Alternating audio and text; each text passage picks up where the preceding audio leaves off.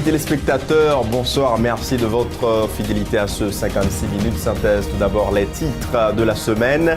Le président Jovenel Moïse a intervenu jeudi à la tribune officielle des Nations Unies au cours de la 72e session ordinaire de l'Assemblée générale des Nations Unies. Le chef de l'État a dit mener une lutte sans merci contre la corruption depuis son accession au pouvoir. Et puis, publication mardi dernier dans le journal officiel, le moniteur de la loi de finances pour l'exercice fiscal 2017-2018. Le budget a été publié dans une conjoncture politique particulièrement mouvementée.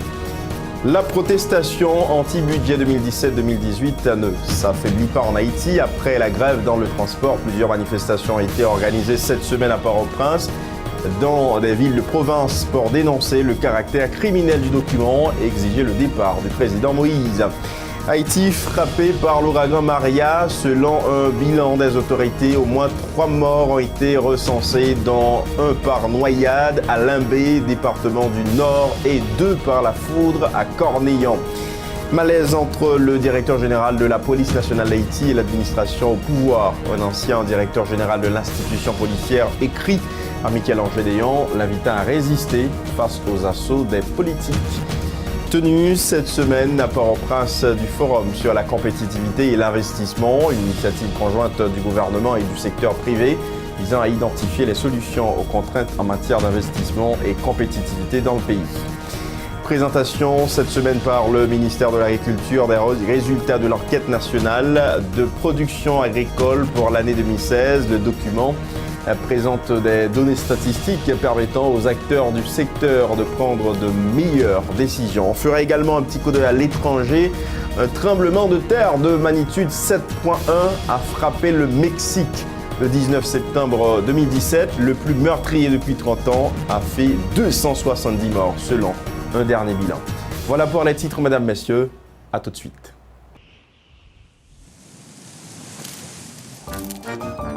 Oui, me sorti la ville là. Oui, sous route, la Cugna. Oui, n'a privé quand même. Bon, pas con qu'il est, mais si c'est pour arriver, n'a privé.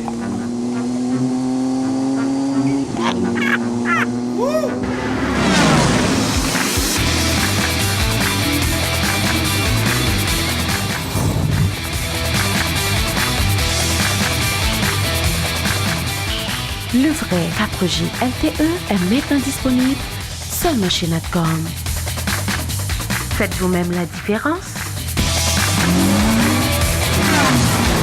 Venez tester le vrai 4G LTE propulsé par Natcom. Jusqu'à 10 fois plus rapide que le 3G de la compétition. Natcom 4G LTE. Venez tester la vitesse du vrai 4G LTE. Natcom, the future is now. Let's go! Bienvenue, mesdames, messieurs, au développement de ce 56 minutes synthèse. L'ouragan Maria a fait des victimes. Elle a occasionné dans la commune de Limbé le décès par noyade d'un homme de 45 ans qui a tenté de traverser dans la matinée du 21 septembre la rivière Grand-Ravine entre la 4e et la 6e section du même nom qui était en crue. 2 personnes ont aussi été tuées par la foudre à Cornillon. Le président de la République a laissé le pays lundi à destination de New York pour participer à la 72e Assemblée générale des Nations Unies. Il a intervenu dans la matinée du jeudi 22 septembre à la tribune officielle des Nations Unies. Jovenel Moïse a mis avant sa volonté de garantir les conditions favorables à la croissance économique en Haïti. Il a également parlé de son projet de remobiliser les forces armées d'Haïti. Il a déclaré que son accession au pouvoir marque la rupture avec la situation d'instabilité. Suivez. En cours des forces armées d'Haïti, désormais doté d'une nouvelle orientation clairement axée sur le développement et ce, conformément à la Constitution. Si la communauté internationale a passé 13 années à appuyer la sécurité nationale et publique d'Haïti, si à chaque catastrophe naturelle, les pays amis viennent au secours du peuple haïtien, cela indique que le pays a besoin d'une force de défense. C'est pourquoi Haïti, après le départ de la MINUSTA, par étapes, mettra en place une force militaire pour accomplir 3 missions. Une unité de génie capable de contribuer aux grands travaux d'infrastructure et qui peut intervenir après les catastrophes naturelles. Une unité d'aviation capable de former des jeunes en mécanique aéronautique et en pilotage d'aéronefs et d'hélicoptères suite aux catastrophes naturelles. Une unité médicale capable de soigner les victimes de catastrophes naturelles et de soigner les résidents des endroits les plus reculés. Il faut dire qu'en marge de sa participation à la 72e session ordinaire de l'Assemblée générale des Nations unies, Jovenel Moïse a rencontré plusieurs personnalités, dont le secrétaire général de l'ONU, Antonio Guterres, le président de la Banque interaméricaine de développement, Luis Alberto Moreno, et la directrice du Fonds monétaire international, Christine Lagarde. Le chef de l'État haïtien en a profité pour partager avec les leaders précités les orientations prioritaires stratégiques de son administration. Et puis de retour au pays, après sa participation à la 72e session ordinaire de l'Assemblée générale des Nations unies, Jovenel Moïse, qui réagissait sur la conjoncture politique dominée par les manifestations anti-budget 2017-2018, le chef de l'État a invité ses détracteurs à prendre le chemin des urnes s'ils veulent accéder au pouvoir. Il a donné la garantie qu'il appliquera toutes les lois votées par le Parlement. Suivez un extrait des déclarations de Jovenel Moïse au micro de Pierre-Lenique Revanche et Jasmin Delis. Discussion était franche avec BID. Nous sommes d'accord de part et d'autre qui méritaient corriger. Et il faut nous dire, la discussion était centrée sur l'infrastructure énergétique, parce que pas oublier que bailleurs internationaux ont retiré nos affaires courantes depuis presque 1 an. Ils ne vont pas mettre Kobio là-dedans encore. Parce que affaires courantes, c'est un coup son tour, on s'en fond. Mais, on a parlé que je parle avec eux, je dis que aujourd'hui, nous décidons pour les affaires courantes l'autre gens. Nous décidons de construire un réseau électrique national et nous décidons pour nous distribuer et commercialiser courant de l'autre façon. Ça veut dire qu'on a fait le pré-payer au lieu de post-payer. M. Moreno était très content d'apprendre ça. Et il paraît pour le venir en octobre en Haïti, il dit qu'il y a une grosse surprise, il y a une grosse annonce la bien faite. Nous parlons avec lui sur l'infrastructure hydraulique et sanitaire. Moi, je crois que BID répond positivement tout pour nous un accompagnement dans le niveau ministère des Affaires sociales pour FAES capable de gérer le projet. Deuxième rencontre, nous avons rencontré des grosses autorités dans le département d'État. Avec eux, nous avons engagé des discussions sur 12 000 jeunes qui viennent pour intégrer l'administration publique. Là. Nous avons rencontré Mme Christine Lagarde, c'est directrice générale Fonds monétaire.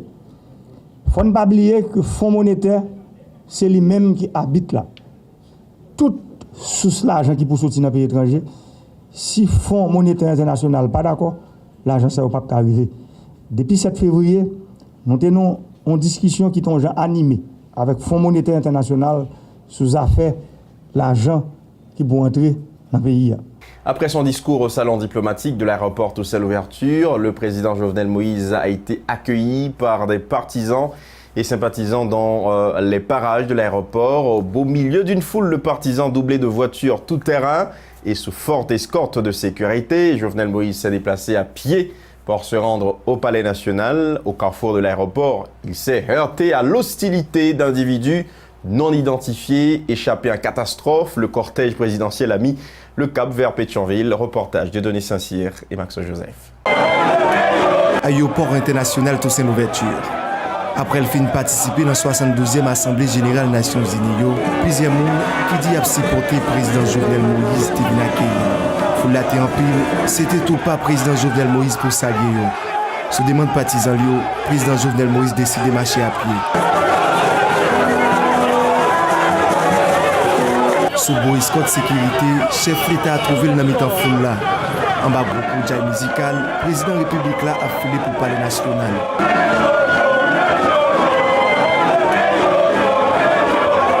Sur tout boulevard Toussaint Louverture, divers citoyens campés à regarder. Dans le mi-temps, quelques monde qui semblaient pas danser collé à président. Rivé Kafa pour divers agents PNH bien postés. Alors que le cortège présidentiel là a avancé, quelques monde n'ont pas arrivé à identifier voyer roche dans la direction foule là. un tension qui montait avec désir protéger VIP, c'était gros confusion.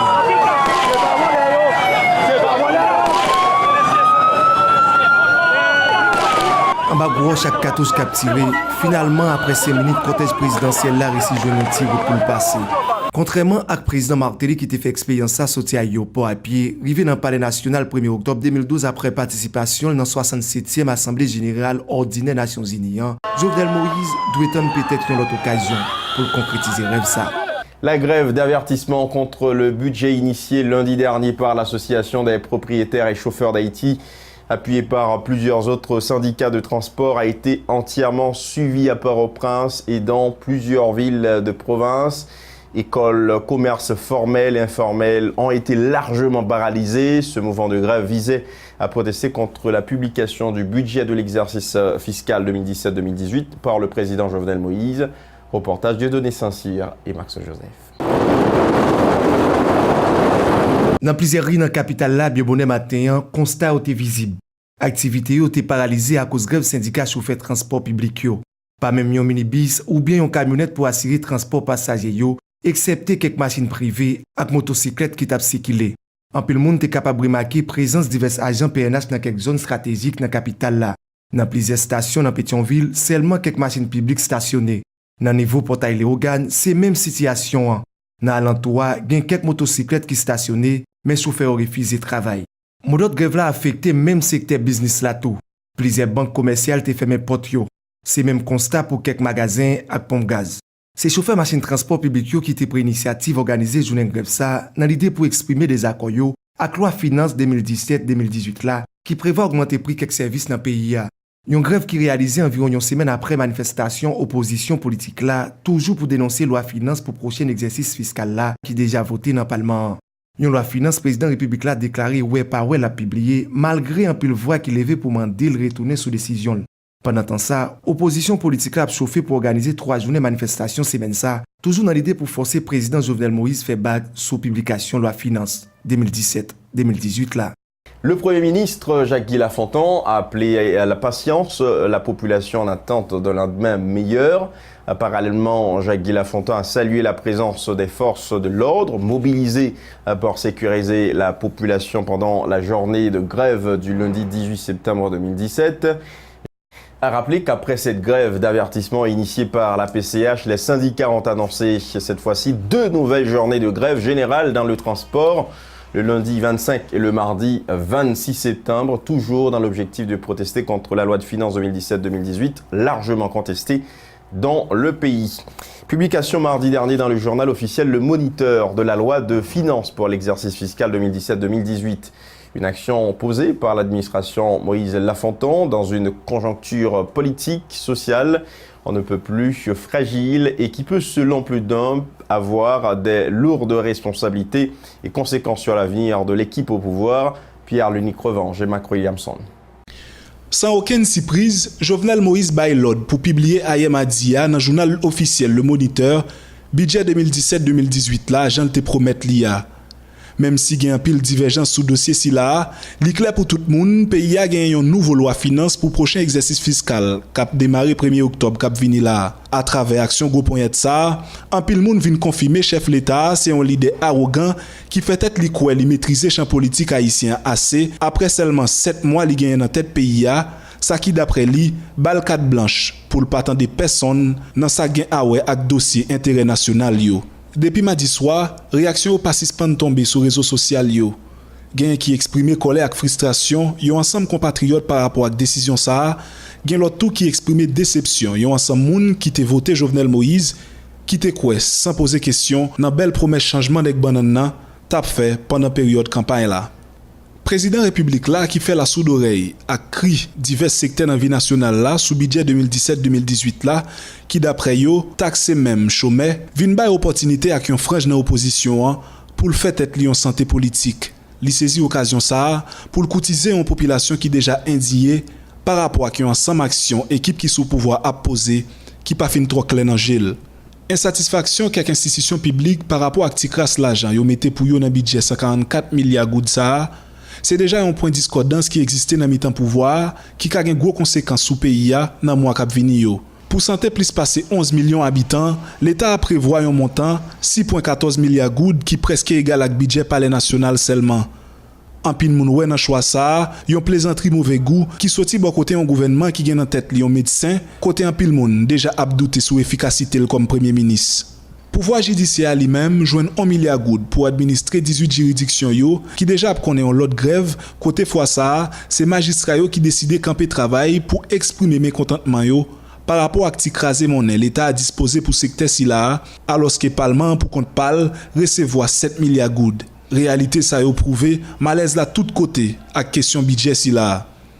Avec publication loi finance 2017-2018 ça qui était déjà contesté à l'avance, Jovenel Moïse montrait à clair, il choisit chemin confrontation sous dialogue. Une décision qui capable plonger Haïti dans une plus grosse crise, côté conséquences capable très lourd pour pays a.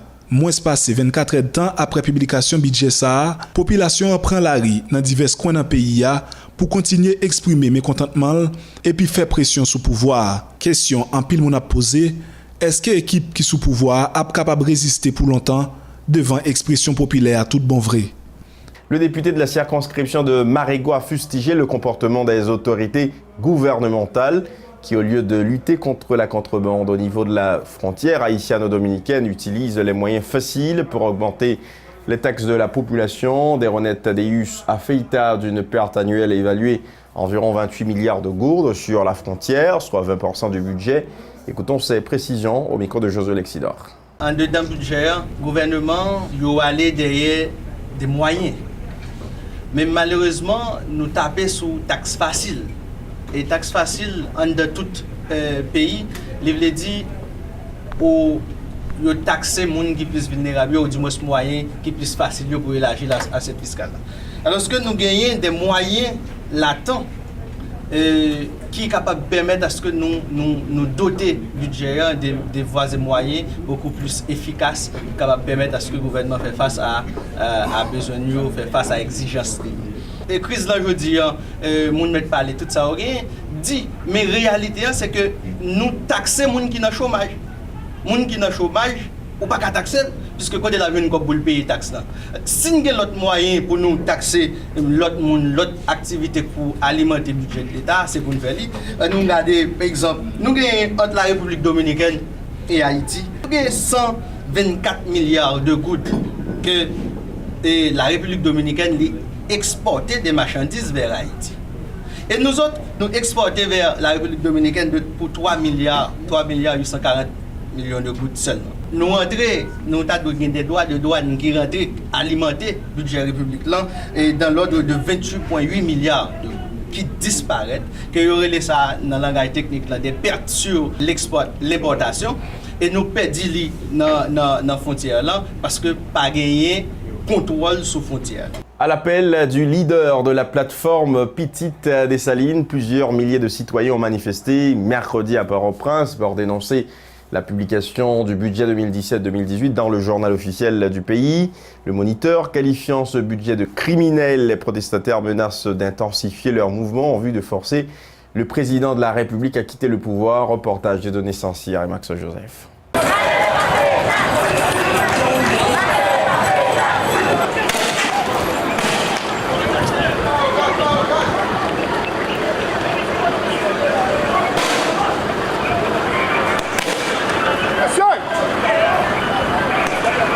Nous ne pas de manifestation. Nous.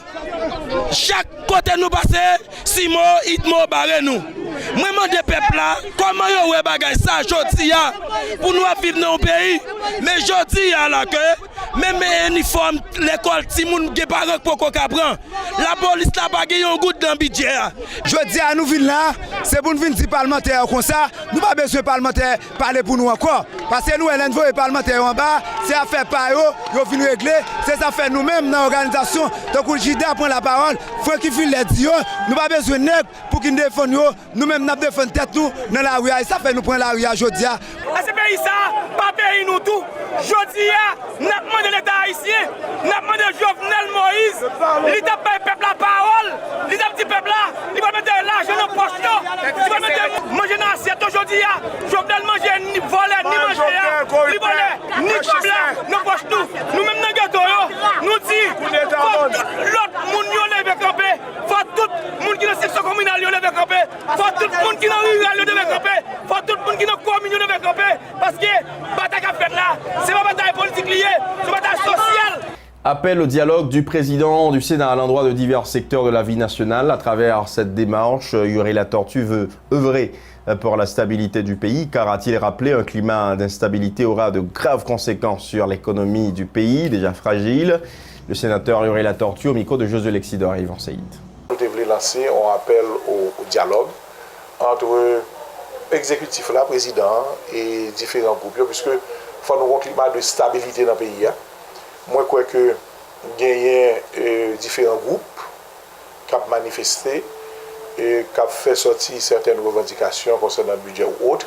Moi, je crois que le président de la République, là, et surtout dans la démocratie, il doit chita avec le groupe. Autant de eux, nous avons déjà dit que nous condamnons tout acte de violence, puisque nous ne sommes pas dans la démocratie pour nous attaquer bien le monde, mais en même temps, si nous, dans la démocratie, eh bien, il y a des groupes qui ont des revendications, il faut que nous ayons un appel au dialogue pour que les chita attendent qui fait et que, pour à travers chita attendent, comment on a avancé pour la stabilité du pays, que ce soit des points qui sont soulevés dans le budget, et s'il y a un autre budget rectificatif, il y a toujours tenu compte de lui, et ou d'autres points, et le président a tenu compte de lui au niveau de politique.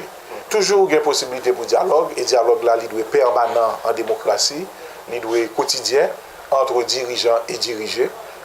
Soit regarder en France, soit pour les problèmes sociaux qui posent là, manifestations, même quoi que, justement, qu'il faut qu'on dialogue social.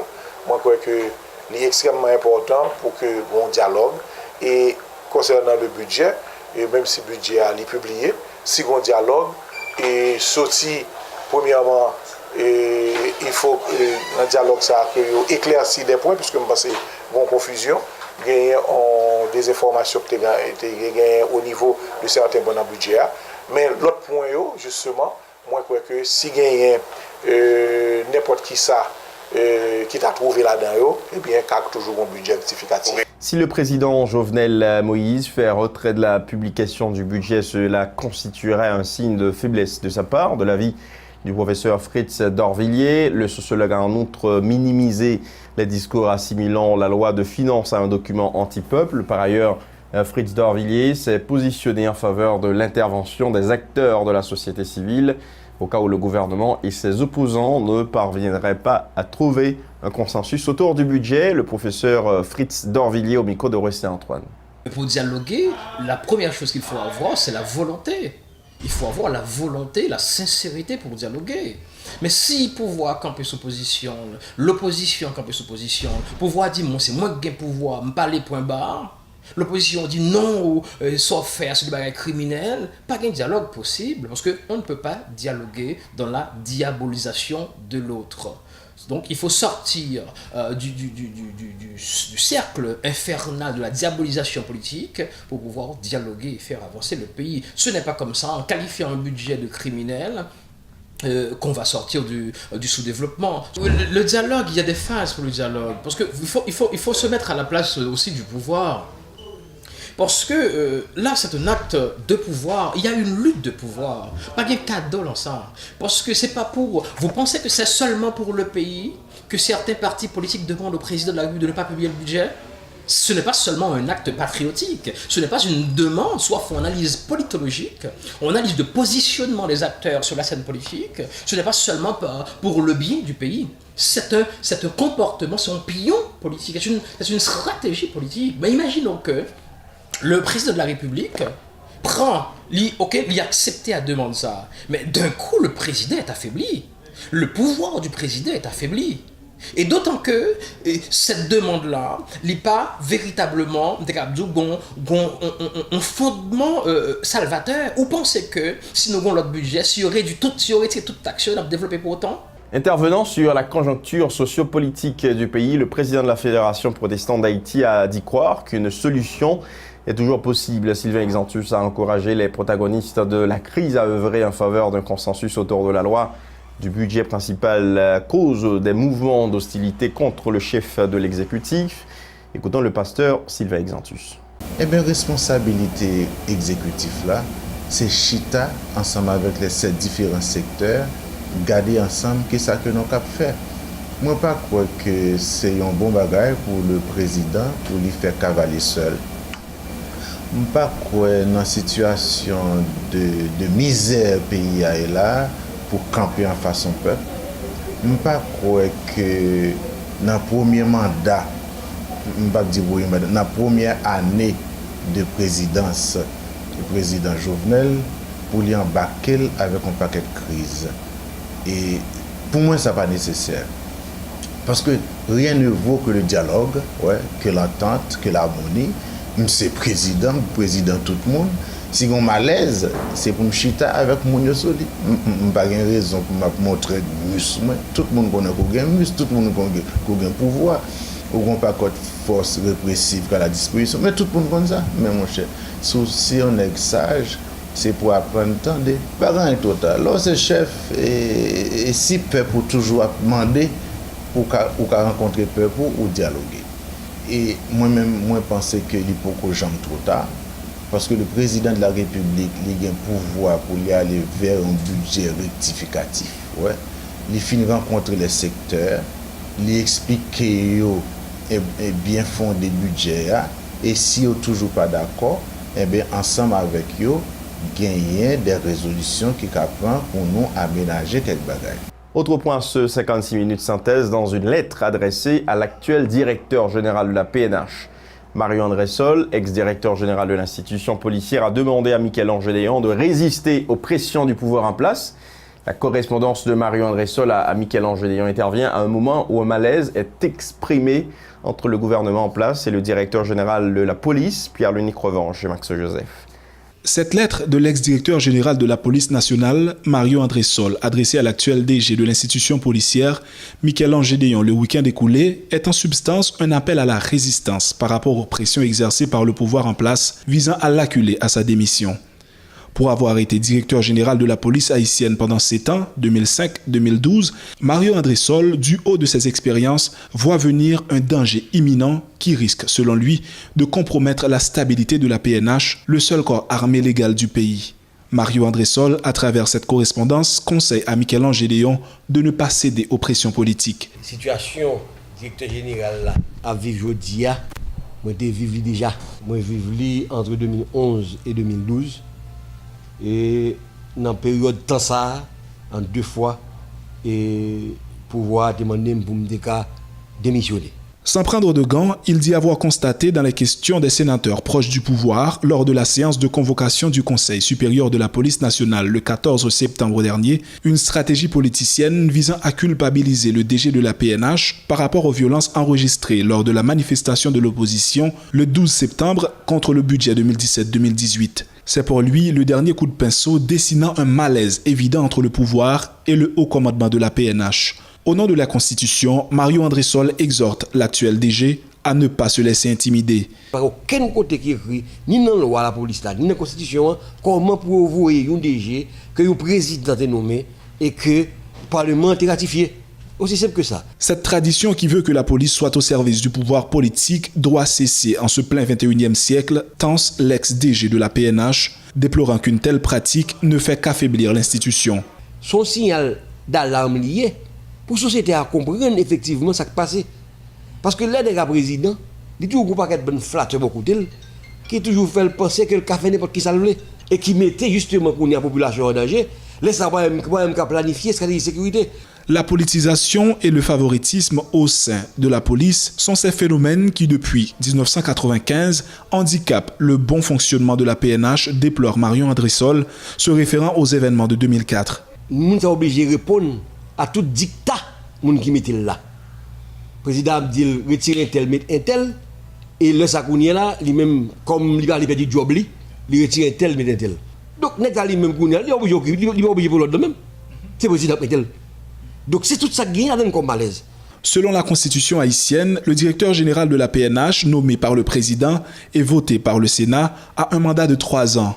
Ici, les politiques font fi de cette exigence légale dès qu'il s'agit d'étendre leur plein pouvoir. Une réalité qui met en péril l'avenir des institutions républicaines affaiblies par des élus assoiffés de pouvoir. Le cri de l'ex-DG Mario André-Sol se veut avant-garde. L'Office national d'identification envisage d'enregistrer les enfants à la naissance. En effet, l'expérience pilote a démarré dans 4 centres hospitaliers au niveau de l'aire métropolitaine de Port-au-Prince, notamment l'hôpital Université d'État d'Haïti.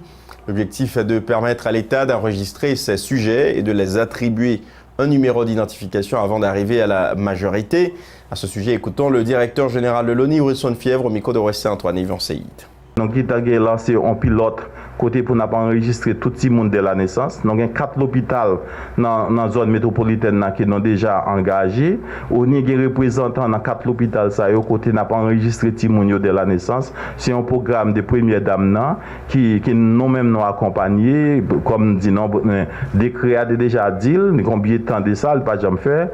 Grâce avec passion première dame qui vraiment déterminé, il prend ONI vraiment comme accompagnement pour nous capables d'identifier tout le monde a compté dans le pays. Ce n'est pas les qui ont 18 ans, nous avons besoin de vote, nous avons besoin d'enregistrer, nous avons enregistré dès la naissance. Nous avons lancé même enregistrement à travers toute l'école dans le pays, côté pour nous capables d'accompagner des programmes sociaux, pour nous capables d'assurer que tout le monde qui parle de l'école, il y a un numéro identifiant, que nous sommes capables de suivre tout le monde côté nous avec programme d'identification des petits monde petits. Comme je dit à l'heure, son programme, son pilote programme, non en phase de pilote jusqu'à maintenant. Pour qui ça n'a pas lancé programme ça national, c'est parce que nous obligés n'a pas prendre parce que l'on va enregistrer petit monde petit, et pas même gens qui doivent enregistrer adultes. Parce que il y a un accompagnement, il y a un élément légal pour assurer que toute partie légale est en place. Ça veut dire que plus que ça est là dans le décret depuis 2005, bon, on fait commencer avec lui par rapport avec le programme Première Dame.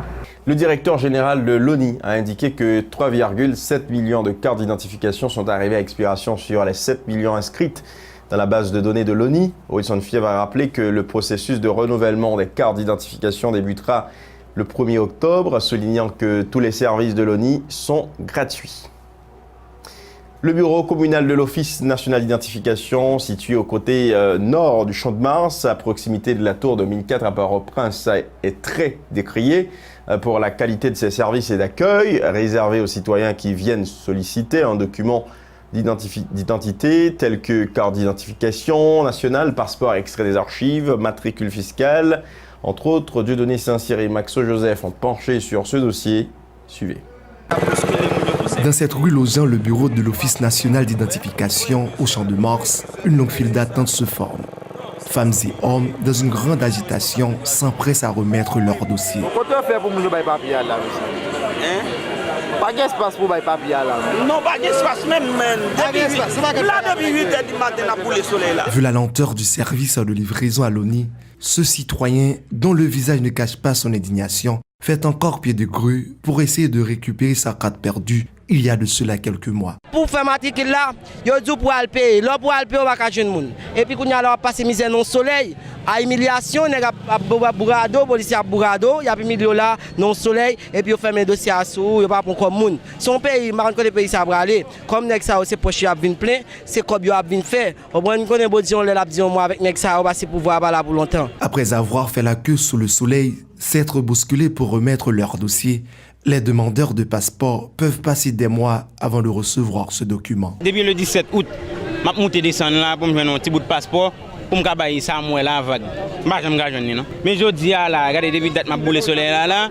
Ça veut dire donc son problème lié, son problème. Je suis un vieux là, un petit gars qui a tremblé pour ne travail pour le service pour pousser. L'Office national d'identification, qui est un organisme autonome à caractère administratif, placé sous tutelle du ministère de la Justice et de la Sécurité publique, ne peut depuis bien des temps satisfaire la demande de la population en matière de signes. Début mercredi dernier, au centre de convention de la BRH du Forum sur la compétitivité et l'investissement, organisé par le gouvernement de la République, de concert avec les associations et chambres du secteur privé, l'un des objectifs de cette activité consiste à identifier les solutions aux contraintes en matière d'investissement et de compétitivité dans le pays. Reportage, Rouestien Antoine. Ce forum fait suite aux États généraux de l'investissement organisés par l'administration Martelly-Lamotte en 2012, rassemblant les acteurs économiques du pays pour discuter des contraintes à l'investissement et la compétitivité. Dans son discours d'ouverture, le chef du gouvernement dit être conscient des entraves à l'investissement et déclare que le gouvernement reste déterminé à les résoudre.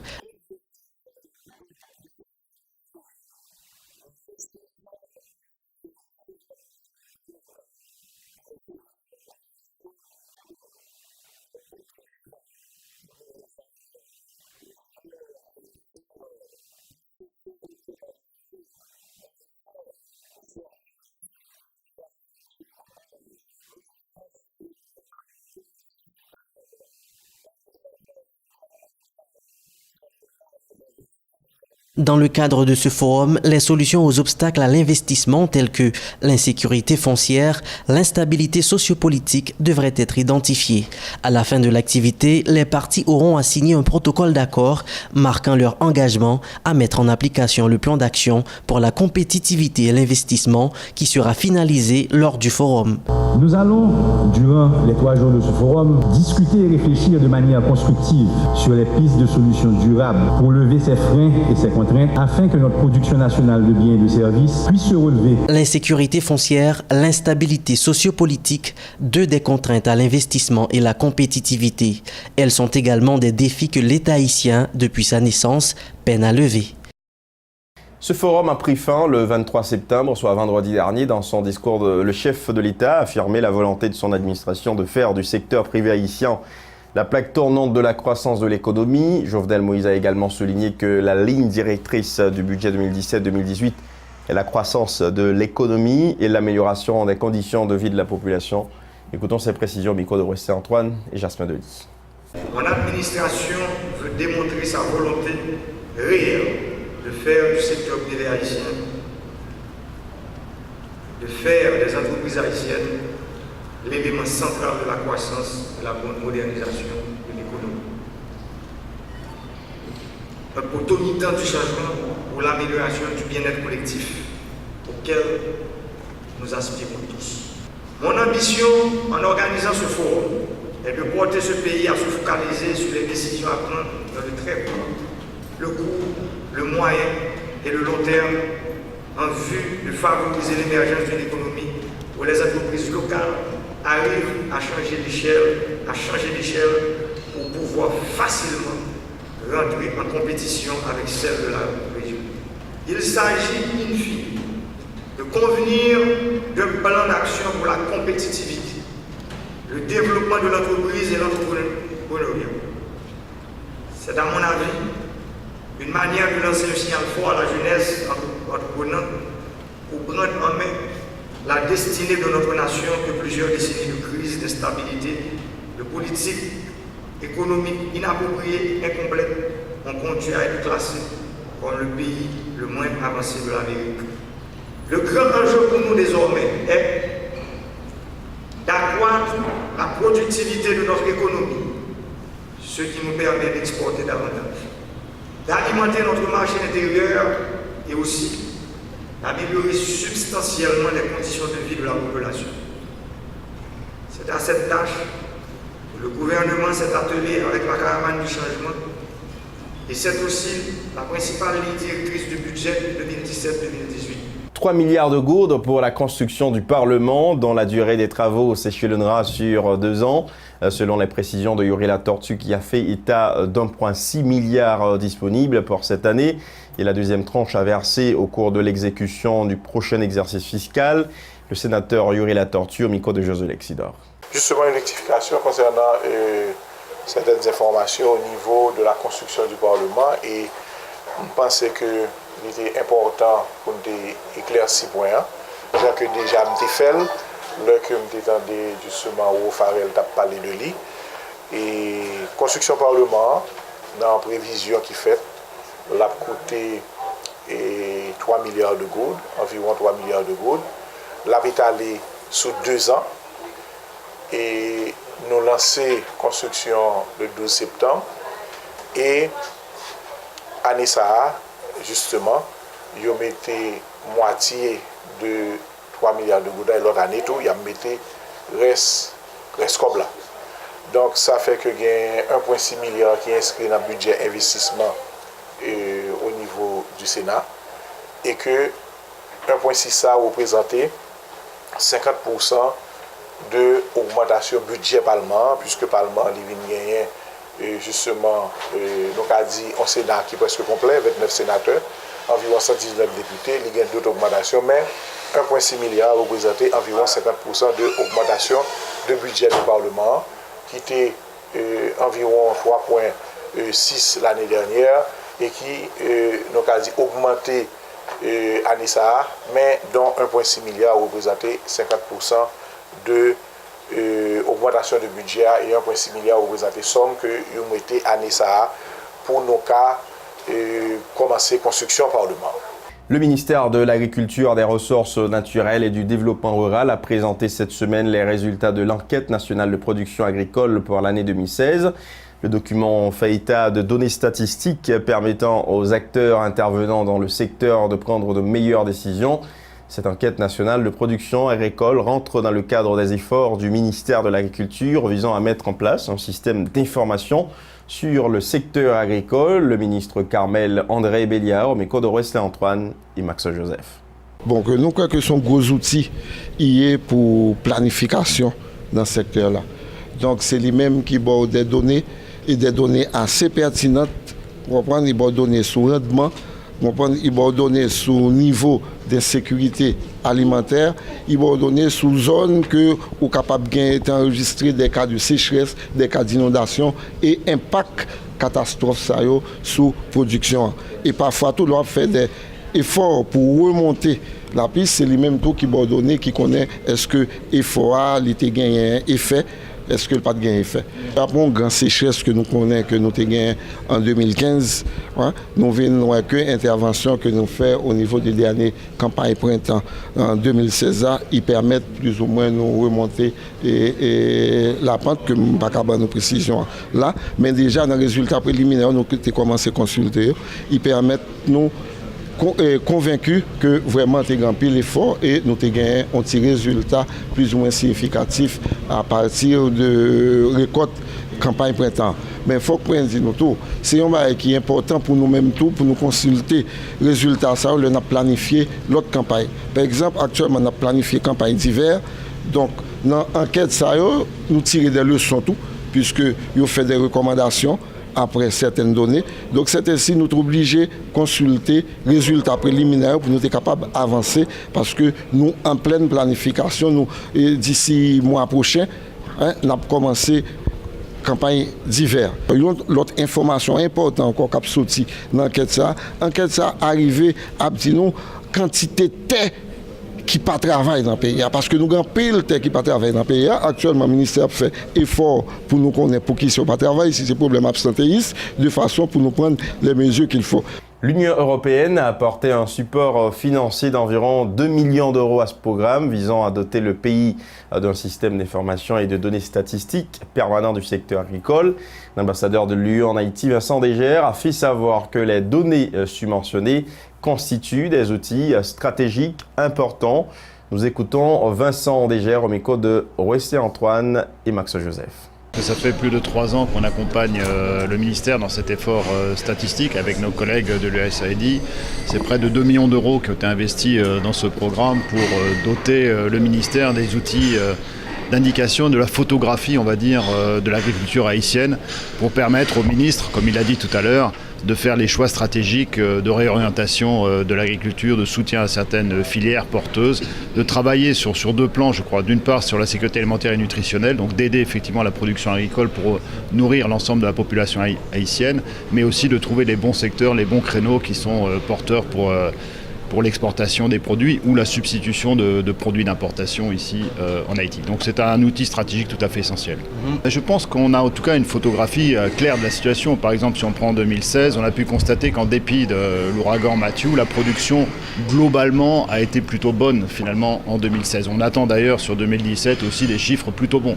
Ça n'empêche pas qu'il y a des fragilités. Comme le ministre l'a dit, il y a des inondations dans certaines zones, il y a des problèmes, donc il faut prendre en compte ces problèmes, travailler sur les canaux d'irrigation, les des bassins de retenue d'eau, etc., pour justement aider la production agricole à mieux se développer en Haïti. Donc, Haïti est un pays agricole, est un pays rural, en dépit de la concentration urbaine qu'on constate. Donc il y a des potentialités. Le président Jovenel Moïse met l'accent sur le développement de cette agriculture. Il faut trouver les bonnes filières. Cette photographie lui donne des indications sur comment faire les bons choix et quels produits soutenir pour l'avenir. Le temps d'observer une courte pause à ce 56 minutes synthèse. Ne quittez pas, on vous retrouve dans quelques instants.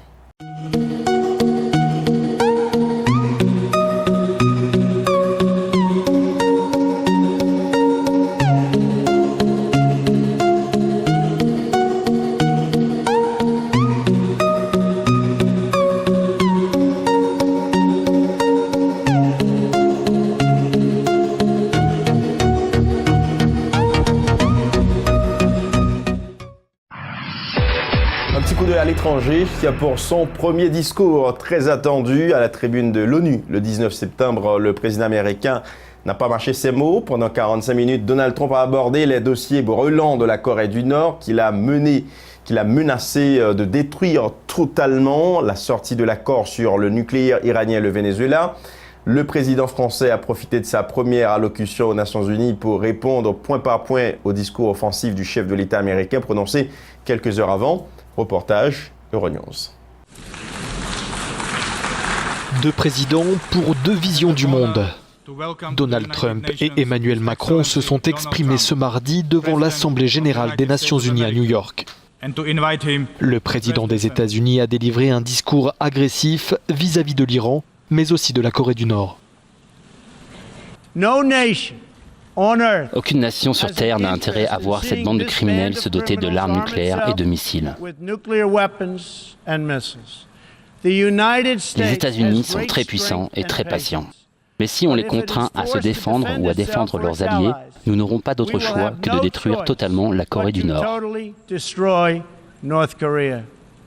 Rocketman, l'homme fusée, s'est engagé dans une mission suicide pour lui-même et pour son régime.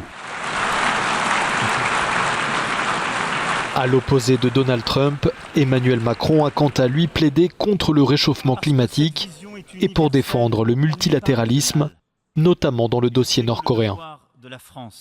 Notre responsabilité, avec tous nos partenaires, dont la Chine et la Russie, est de ramener par la fermeté à la table des négociations d'un règlement politique de la crise. La France refusera toute escalade et ne fermera aucune porte au dialogue si les conditions sont réunies pour que ce dialogue soit utile à la paix. Concernant l'accord de Paris sur le climat, Emmanuel Macron a rappelé qu'il ne sera pas renégocié, mais que la porte sera toujours ouverte aux États-Unis. Alors que Donald Trump a surnommé le président coréen Rocketman dans son discours à l'ONU, Kim Jong-un a répondu à Donald Trump jeudi qu'il a qualifié de chien apeuré, promettant de lui faire payer cher ses menaces de destruction totale de la Corée du Nord. Pendant ce temps-là, la pression internationale est montée d'un cran avec, bien sûr, de nouvelles sanctions en vue de contrecarrer Pyongyang. Reportage Euronews. Kim Jong-un continue de défier le monde. Il a promis de faire payer cher à Donald Trump ses menaces de destruction totale de la Corée du Nord. Il l'a même qualifié de mentalement dérangé. Pyongyang est plus que jamais déterminé à suivre la voie nucléaire. Le chef de la diplomatie nord-coréenne, Ri Yong-ho, a même annoncé que la Corée du Nord pensait tester la bombe à hydrogène à une échelle sans précédent dans le Pacifique. Des propos tenus quelques heures après le feu vert de Trump à de nouvelles sanctions contre des personnes et sociétés qui financent et facilitent les échanges avec la Corée du Nord, notamment dans la construction, l'énergie ou le textile. Des sanctions qui permettent à Trump de faire pression sur la Chine, apparemment avec succès. Je suis très fier de vous dire que la Banque centrale chinoise a ordonné aux autres banques, qui est un système bancaire énorme, d'arrêter immédiatement tout business avec la Corée du Nord. La Chine n'a pas confirmé cette décision. Si tel est le cas, ce serait effectivement un coup dur pour le régime nord-coréen, Pékin étant de loin son principal partenaire commercial. L'Union européenne a parallèlement trouvé un accord sur des sanctions supplémentaires interdisant aux entreprises européennes d'exporter du pétrole vers Pyongyang et d'y investir. Un tremblement de terre de magnitude 7.1 a frappé le Mexique le 19 septembre 2017, le plus meurtrier depuis 30 ans. a fait 270 morts selon un dernier bilan. Cette catastrophe est survenue 32 ans jour pour jour après la secousse particulièrement meurtrière de 1985 et son épicentre a été localisé à 150 km au sud-ouest de la capitale Mexico. Les secouristes concentrent leurs recherches sur 10 bâtiments de la capitale pour retrouver des survivants. Reportage Euronews. Les opérations de secours se poursuivent au Mexique, frappé mardi par un séisme qui a fait au moins 230 morts. Les autorités affirment que plus de 80 personnes ont pu être secourues vivantes des décombres à Mexico, la capitale, où l'on compte plus de 100 morts. Des centaines de bâtiments y ont été détruits, d'autres menacent de s'effondrer. Le séisme s'est produit 32 ans jour pour jour après le tremblement de terre de Mexico qui avait fait 10 000 morts et une dizaine de jours après un autre séisme qui a fait près de 100 morts dans le sud du pays.